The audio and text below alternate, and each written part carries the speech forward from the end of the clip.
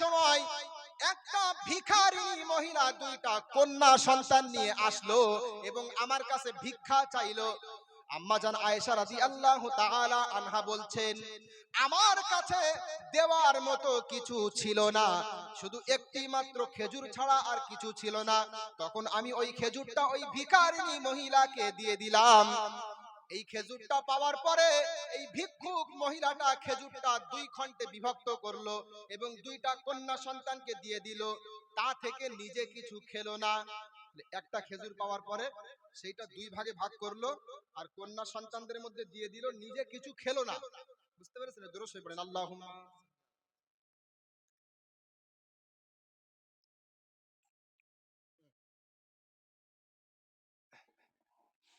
তাহলে আম্মাজান আয়েশা যখন খেজুরটা তার কাছে দিল, সে নিজে খেলো না, দুইটা খেজুর দুইটা ভাগে ভাগ করে কন্যা সন্তানদের মধ্যে দিয়ে দিল। এরপরে উঠে চলে গেল। তো আল্লাহর নবী যখন বাড়িতে আসলেন, আম্মাজান আয়েশা আল্লাহর নবীকে বললেন যে এই এই ঘটনা ঘটেছে। রাসূল মুহাম্মদ সাল্লাল্লাহু আলাইহি ওয়াসাল্লাম যখন তিনি এই ঘটনা শুনলেন, তখন বলছেন, আমার আল্লাহ যদি কারো এই জাতীয় কন্যা সন্তান দিয়ে পরীক্ষা নেয়, দুইটা কন্যা সন্তান, তিনটা কন্যা সন্তান, এইভাবে কন্যা সন্তান দিয়ে যদি আল্লাহ কাউকে পরীক্ষা নেন, আর সে যদি ধৈর্য ধারণ করে, অন্য হাদিসের মধ্যে আছে যদি ধৈর্য ধারণ করে, আল্লাহর প্রতি রাগান্বিত না হয়, আল্লাহর প্রতি অসন্তুষ্ট না হয়, কন্যা সন্তানদের শিক্ষার ব্যবস্থা করে, ভরণ পোষণের ব্যবস্থা করে, তাদেরকে নিয়ে সন্তুষ্ট থাকে, আমার আল্লাহ বলছেন জাহান্নামের মধ্যে আর ওই পিতামাতার মধ্যে এই কন্যা সন্তান প্রতিবন্ধকতা সৃষ্টি করবে। বলেন সুবহানাল্লাহ। তাহলে কন্যা সন্তান পেয়ে আপনারা খুশি না অখুশি? খুশি তো? জান্নাতে যাওয়ার একটা রাস্তা তৈরি হয়ে গেল কন্যা সন্তান। তাহলে এখন কি করতে হবে? আপনার জান্নাতের রাস্তাটা আরো ক্লিয়ার করতে গেলে কি করতে হবে? কন্যা সন্তানকে ওই রকম লিপস্টিক পরিয়ে, ওই রকম মাথা আলগা করিয়ে, ওই রকম অর্ধলঙ্গ পোশাক পরিয়ে ওই মেলা বাজারে ঘোরাতে হবে, তাই তো? কি বলেন? জান্নাত পেতে গেলে কন্যা সন্তানকে বেপরদায় ঘুরতে দিতে হবে, তাই তো নাকি?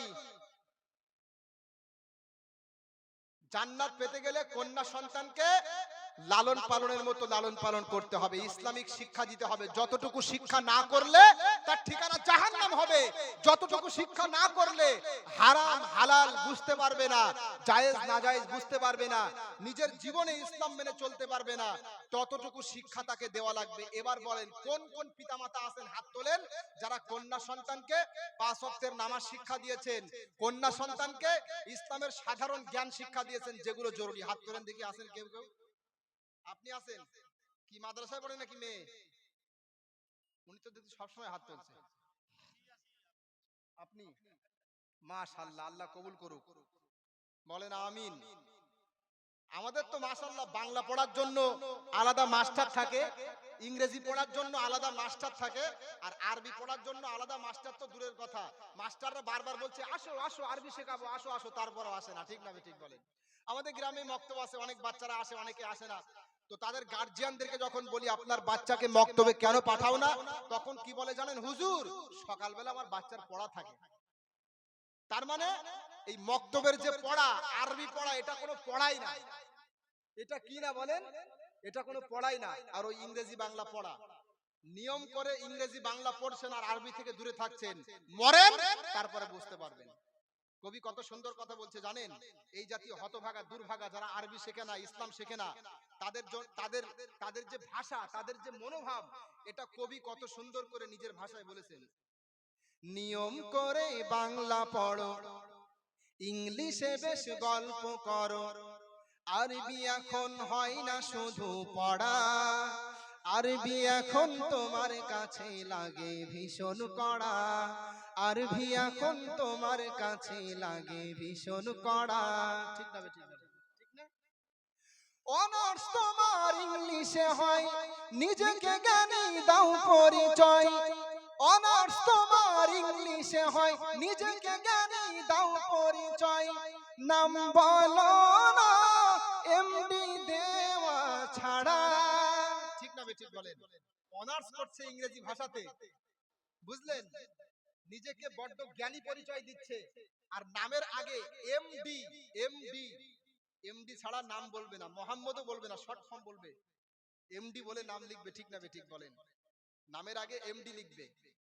নিজেকে মহা পণ্ডিত মনে করছে, ইংরেজিতে অনার্স করে নিজেকে জ্ঞানী পরিচয় দিচ্ছে, নামের আগে এমডি লিখছে।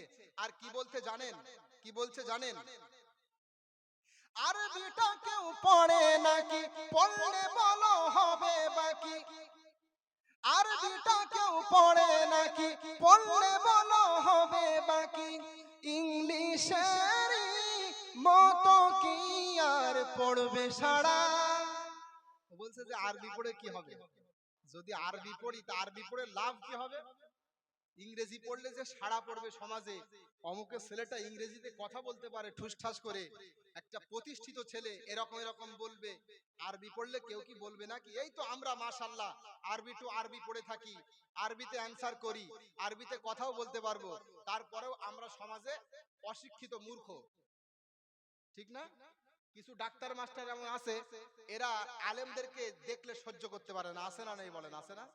ছোট নজরে দেখে আলেমদেরকে দেখলে। হুজুর মানুষ, মোল্লার দৌড় মসজিদ পর্যন্ত, বলে না? এরকম করবেন না, বিশ্বাস করেন, এরকমটা করবেন না। নিঃসন্দেহে আমাদের উদ্দেশ্য অনেক ভালো ছিল। আমার পিতামাতা জানতো, আমাদের পিতামাতা জানতো ছেলেটাকে যদি মাদ্রাসায় পড়ায়, মসজিদে ইমামতি করবে, মাদ্রাসায় শিক্ষকতা করবে, আমার বাচ্চাটা 8,000 টাকার বেশি ইনকাম করতে পারবে না, আমার বাচ্চাটা 10,000 টাকার বেশি ইনকাম করতে পারবে না, কিন্তু আমার বাচ্চাকে যদি মাস্টারির চাকরি করায়